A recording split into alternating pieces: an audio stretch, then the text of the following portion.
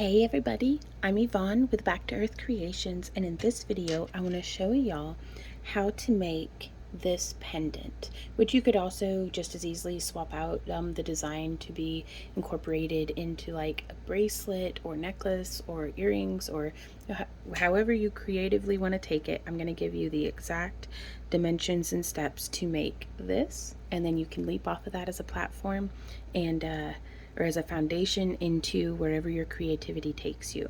So there is a list down in the video description of all the tools and materials that I am using here, because with chainmail, well, this is not a unique design. It's called a Romanov weave. It's a little bit of a variation of it, and what gets tricky is trying to merge chainmail with different wire wrapping elements. And when I say tricky, I mean tricky for me. Like, I've always struggled with like, yeah, but what size bead do I use? And the answer typically is always, well, just experiment and figure it out. And it's like, well, sometimes it's nice to not have to do that. So what we're doing here is we're using a 10mm bead, and I tried it with a 12mm, and for these ring sizes that does not work out well. So these are 10mm beads that we carry on our website, backtoearthcreations.com, and I'm using 18 gauge wire. This is a spot where you could vary. You could use 20 gauge or even a 16 gauge, depending on what you can fit through your bead. I prefer the 18 gauge because it's nice and robust, but not so thick that I can't fit it through just about all of the beads that I have. Now I also have these cute little long spike charms that I think I got on Amazon. They'll be linked down below. You can also find them on AliExpress or like at Michael's, and this is a spot that definitely has a lot of room for variation, because you can hang whatever you want off of there. So I'm gonna do some that are necklaces that have like little teardrops hanging off of them, or you could do other charms, or and like a scale. Like if you like the look of a scale mail, like I would probably layer one of the small and tiny scales from the ringlord.com. But so, okay, I'm trying to stay focused. But I hope this demonstrates, though, that the potential is limitless on this. Like, you can do all kinds of cool stuff with it. And then I also have a bail style here that I had gotten these in like a mixed kit off of either Amazon or AliExpress or something. It's like enameled iron or a plated alloy or something. I've had good success with the ones that are linked down in the video description, with them not turning my skin green or oxidizing. Now again, that's just my experience. The metals and plating and stuff can react differently to perhaps someone with more acidic skin, or depending on what lotion you use. So if you're very concerned about that, I would look for something that is either sterling silver or stainless steel, or something of that variety. But these are very affordable and beautiful. I think they're just lovely. But what I look for is, I do want the loop to be front to back, as opposed to if the loop were set like this. And that's because this lays just perfect with how the rings are oriented on this piece. Now if you have a bail where the loop is on the same plane as opposed to perpendicular to the ring, you could just use a small 18 gauge 1/8 inch ring is what I would recommend. And that comes in, this kit will be linked down in the video description as well. I love it. Even if you don't really think you're that into chainmail, just having this set of jump rings to experiment with, for whether you're finishing off the ends of your bead weaving, or just beaded, I guess. Like if you make like a peyote tube or something and you want to finish off the end by joining a clasp, it's great to have a selection of different jump rings to choose from. So I'd recommend the 18 gauge 1/8 inch for joining things together, because again, it's a nice robust ring that you don't have to worry about your jump rings being flimsy. Now that being said, the bulk of our design is going to be made with this 18 gauge, and that's standard wire gauge. So if you're using American wire gauge, that's was it 16 American wire gauge? But anyhow, 18 standard wire gauge, 3/16 inch inner diameter. And then Chainmail Joe sends out these really awesome cards. So if we've got an 18 gauge, that's 1.2 millimeter, for those of y'all who don't measure in chicken nuggets, and it's an inner diameter of 4.8 millimeters. So that's the ring size that we're going to be using to do these parts here on the sides, the little Byzantine units. And then the two larger rings that I'm using are 16 gauge standard wire gauge, so 1.6 millimeter, 1/4 inch, so 6.4 millimeter on the inner diameter. And that is very particular because otherwise you could use a smaller bead with this and it might be a little floppy, and you might be okay with that. But to get this exact thing, I'm using these ring sizes with a 10 millimeter bead. So let's go ahead and get started. So we are going to, oh, and I didn't even dig out a 10 millimeter bead to demonstrate with. Oh no. Okay, well, I guess I'm just gonna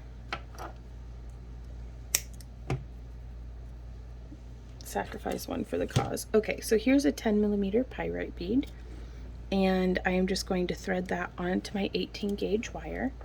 And I'm going to risk zooming in. I know that, I mean, if you've watched any of my tutorials, I'm sure you're very aware of how bad I am about wandering out of frame, but I'm trying, y'all. I'm trying so hard.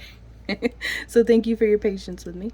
And I'm just going to take my flush cutters. Oh yeah, you'll want, for the wire wrapping portion of this, which is just making a link, you'll want some wire snips. I prefer flush cutters because they make a nice flat cut on one side.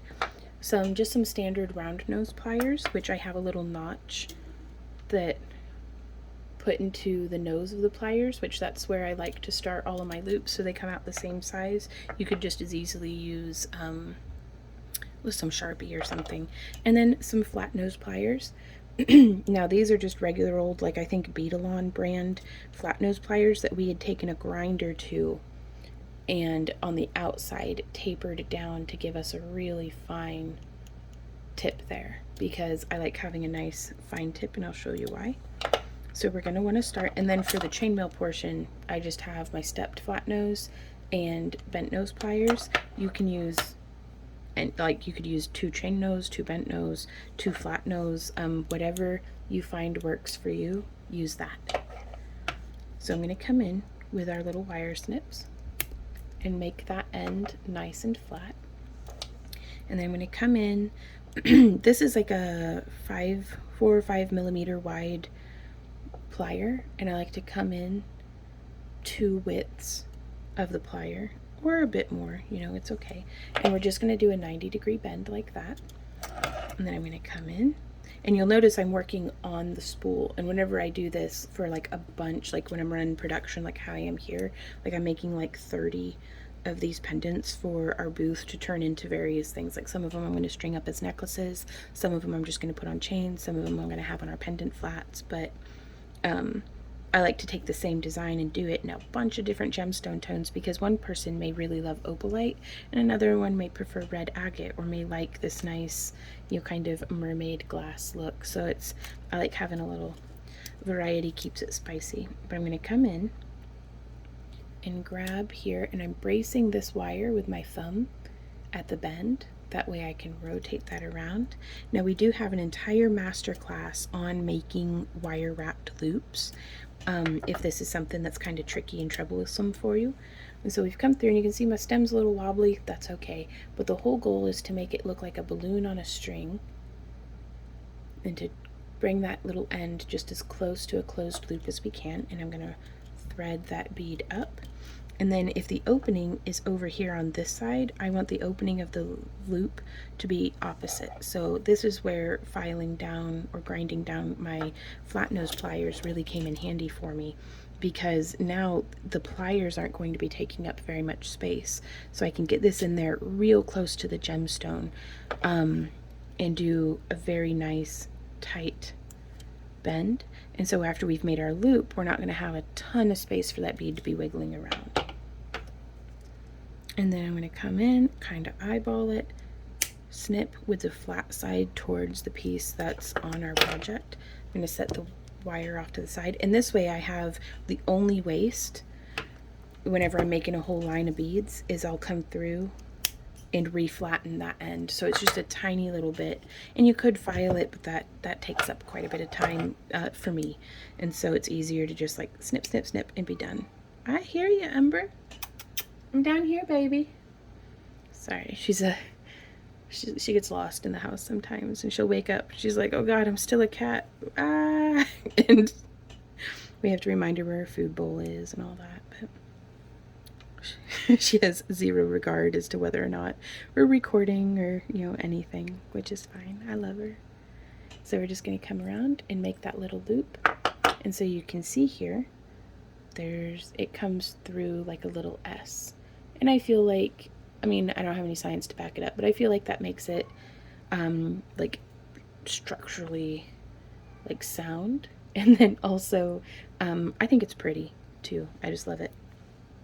And also I don't have to change which way my hands are oriented to. I can just open that and then bring it around and open that. And that's probably the nicest thing, because I am going to go ahead and leave those open, just open that away, because our next step, and I want to set that in the little lid.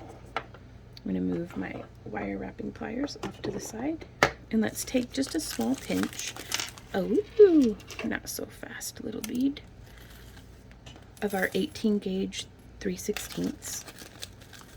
And these are aluminum, but gosh, this design's beautiful in sterling silver or stainless steel. You just want to make sure that whoever you're purchasing from, when you're shopping for rings, that they are advertising the actual inner diameter, and not just, oh, it was made on a 3/16 inch mandrel.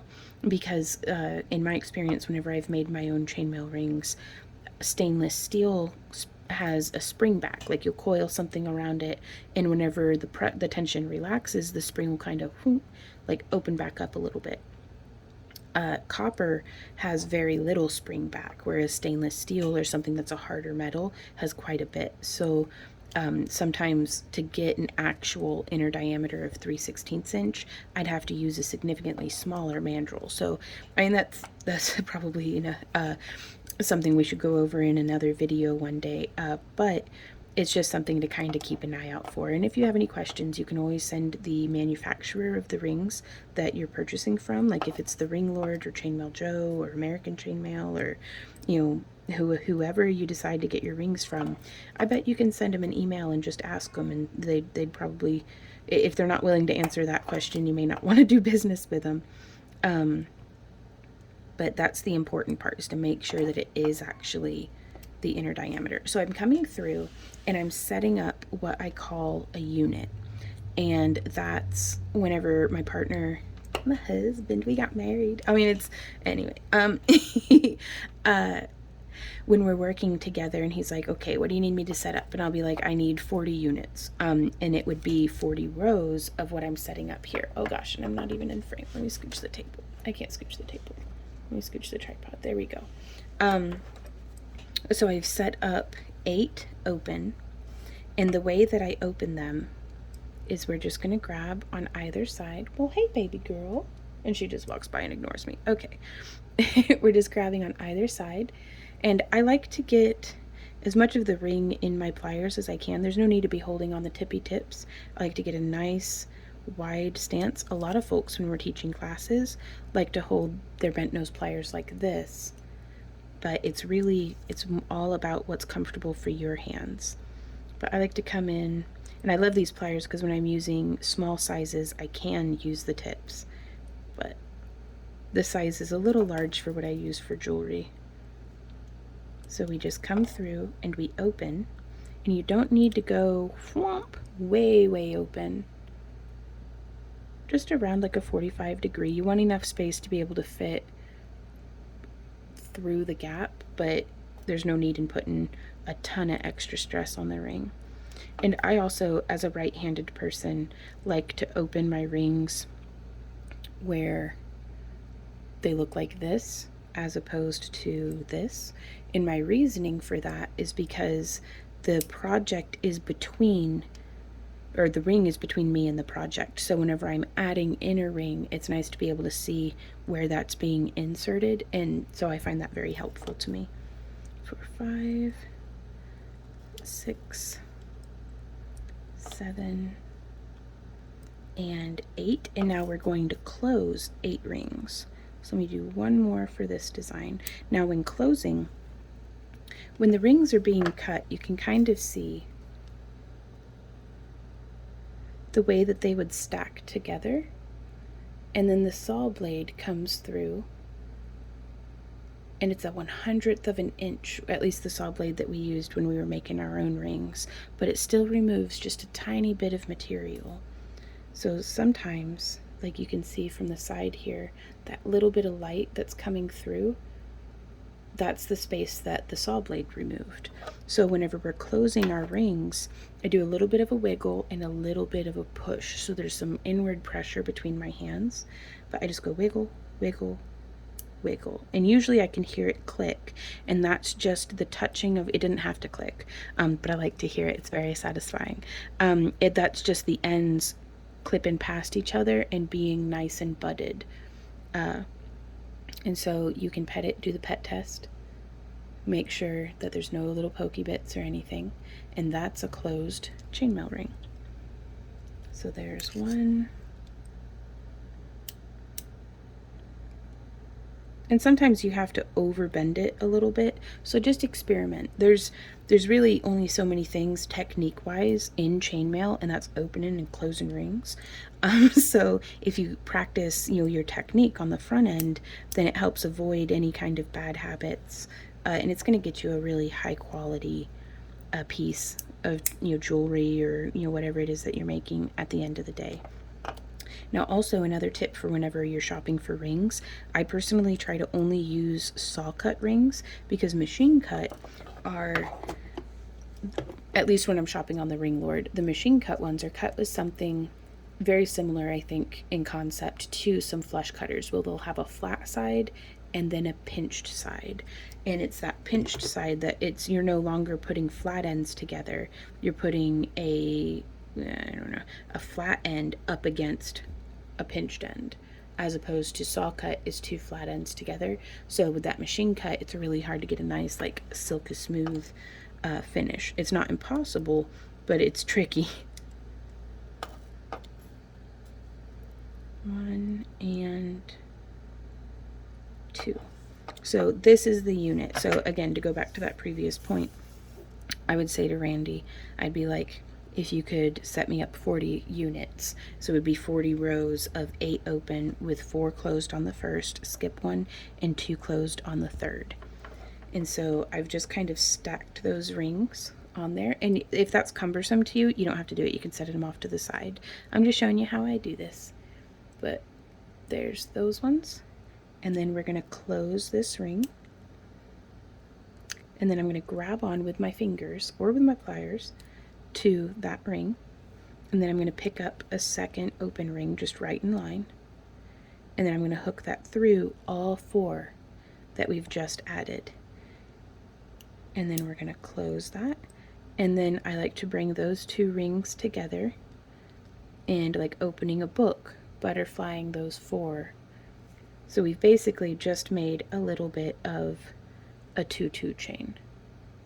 And what we're going to do here is we're going to pick up this next ring, and I'll demonstrate for you. If that's cumbersome to you, you can just hook the 1 open through those 2 closed, and then go 1 and 2 onto that open ring, and then give that one a close. So it's all about the end result. Like, do whatever works for you to get there. And so, I'm going to hook through 1, 2, just repeating, because you can kind of see how this is hanging here. And you can see that it only has 1 ring between those. We just want to duplicate that so that it's consistently 2 hooked into 2, hooked into 2.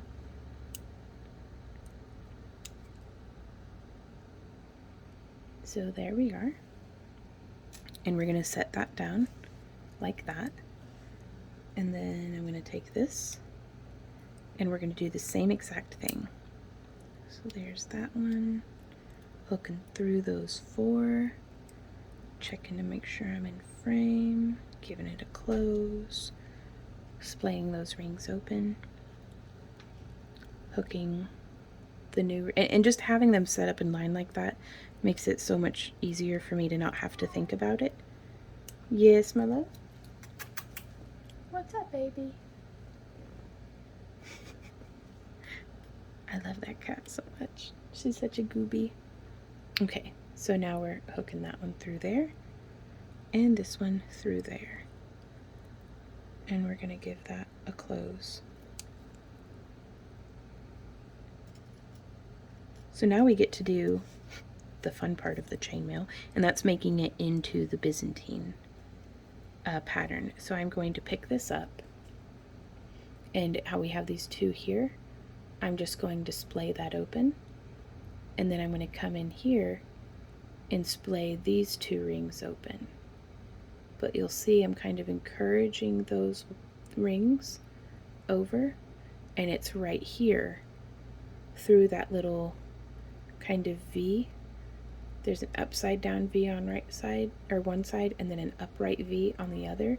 We want to take one of our open rings and hook it right through those two like that. And see how it kind of makes that little caged effect? Let's go ahead and get that closed. And then we're going to put another open through that same spot, just to double them up. And so that's that end. And don't worry, we're going to do that 3 more times. You can always watch the video on repeat. And also, if you're not learning well from my teaching style, I'd highly recommend Aussie Mail here on YouTube. She does, I think, the best chainmail tutorials like on the internet. So be sure to go and check her out. And there's just all sorts of really excellent teachers here on YouTube who go over chainmail. So again, if you're interested in chainmail and this isn't your cup of tea, I do hope you can find a teacher that jives with you and, you know, teaches you how to do what you want to do. So we're just going to drop those rings off to each side, holding it between my fingers, and then making sure those two are separated. We're going to pick up another ring and then hook through there, and then go like that, click, click, click. And then we're going to thread another one through. And so this makes just a lovely little segment of Byzantine. And you can drop it on the table and it gets all weird and it's still fine. Like it holds together now. You're not going to have to worry about anything getting tangled up. So we're going to do that same thing on the other side. And so we're just grabbing it. And I like to fold that open, push them back, bring that open, and hook this through. And then give that a close, hook that through, give that a close. So we've just repeated the ring placement. And now we're going to come over onto this side again, taking those two, spreading them, just kind of folding them back, and then opening that up, then hooking through. And I use this segment of Byzantine so much in all of my jewelry. So let's see, we're gonna hook this one through there. Like, they're so versatile. They're excellent for bracelets, like just putting ends together with like a little bead link in between is a really beautiful bracelet or necklace design that you can have with one big bag of rings and a couple of different kinds of beads. You can make a lot of interesting, I'm a workaholic and I'm always like focused on making stuff for on my website and for, you know, stocking my booth and, you know, having fun while I do it. But, you know, if you have like, you know, a group of friends and you want to make the same style but with like a different bead for each friend, or, you know, different things like that. So I'm just because I'm looking through the lens of being a workaholic doesn't mean you have to too. But anyhow, also one of my ideas for making these into necklaces is, even with the same bail on there, I'd like to put a large ring, like a 1-inch inner diameter ring out of like a 12 gauge metal there, and then hook these guys to that and have it be like this cool, yeah, come here honey, yeah, it's okay. Well, everybody's hiding upstairs because I'm recording. I know. I'll get you food in a minute. Yeah. Oh, what a good cat. Okay, back to work. But yeah, so, and I think that'd be a really cool way of turning it into a necklace too. You could also skip the bail entirely and join together like that. And so just ideas. Alrighty, let's see. So now we're going to take 2 of our 16 gauge 1/4 inch rings and just set those off to the side. Where did my pliers go? There they are. I am going to go ahead and get them open. Same exact technique for opening and closing regardless of the size of the ring. And okay, here we have our pyrite bead from earlier, and I'm going to hook through just these 2 rings right there. I just want to hook with our little loop, and then I'm going to take that and I'm going to close it, and then on the other side I'm going to take this and hook it through and close it, and then I'm going to take one of our large rings and I'm going to hook through these 2 on the end, and then making sure that everything's laying correctly, like I don't want it to be like twisted around or something. We're going to hook through right there, and then this end I'm going to put the bail on, just like that, and then we'll come in, give that a really nice close. I mean, even just that by itself looks a little cool, doesn't it? Anyhow, ooh, or we could do, oh my god, y'all, a necklace where the charm hangs off of this, or we could do the large ring coming down, and then just like so this is a 10mm bead, we could do like an 8mm link with chainmail, and like the beads and chainmail could be getting progressively more petite as we go diminish down the necklace. But again, there's so many different ideas that chainmail never gets boring. It's a whole lot of the same thing, but it still never gets boring, and we've been making chainmail since like 2008 and I still get excited about it. So now we're coming through just on the same other end, and I want to show you what it would look like if it's twisted. Well, first off, you're going to have a hard time getting the ring through, but like that's twisted. See how it's not quite laying right? Just kind of, then, there we go. And so there's that little segment, and then we're going to put, I'm going to use a brass one on this one because I love brass with the pyrite. And we're going to close it. And that is this style of pendant. I have no idea what to call it, but I love it. Like here we have one in pyrite, one in azurite malachite, and one in hematite.